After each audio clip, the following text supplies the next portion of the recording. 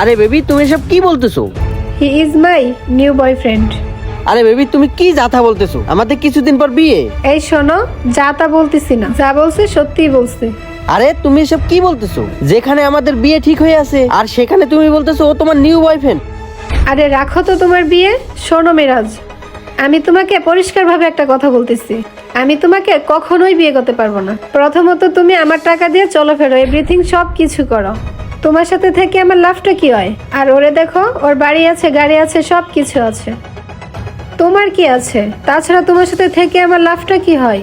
আর শোনো, তুমি এই যে গাড়িটা নিয়ে আসছো না, এটাও আমার টাকায় কেনা।